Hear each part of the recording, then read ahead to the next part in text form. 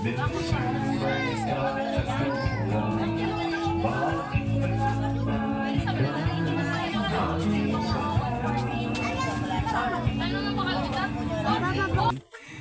bigyan salamat sa inyo. Dugay-dugay masugod kita sa aton nga Bible study. Okay mga kabataan, pagka umpisa sang Bible study wala na may malabay-labay diri ha. Okay? Intindihan nyo? Wala na may magwa-buwa diri ha. Diri ha, may magsabay-sabay. O sige na pamati na. Importante nito katama ang aton nga ginakuan kada hapon. Kay ini nga mga buluhaton magamit ani sa atong pangabuhi. Magamit ani sa atong pangabuhi kay amo ini ang pulong sa Ginoo. Amo di ba ga pangamuyo kita sa Ginoo nga buligan kita, tagaan kita sa grasya. Para madali nga sabton sa Ginoo ang aton nga pangamuyo.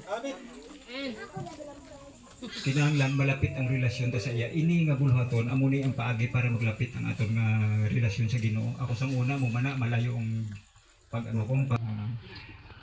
sakto na ang hambal ni Brother Gerson nga ang Ginoo.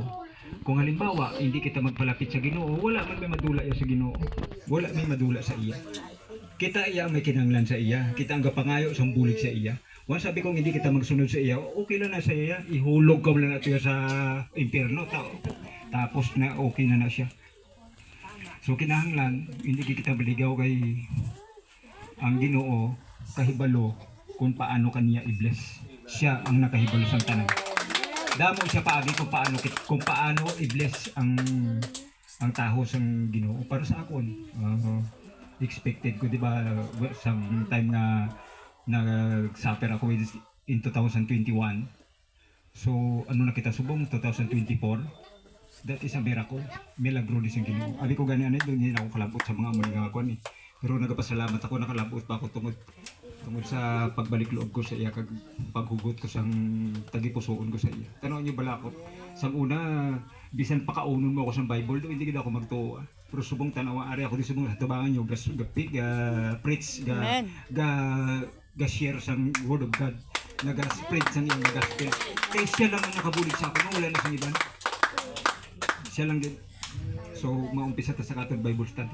I hope nga sa ta bago ito mag-umpisa. Amo nga pangamoy magabugto sa mga kuan, sa mga buhat sang kaaway sa atong pagabuhi. Sundon nyo lang.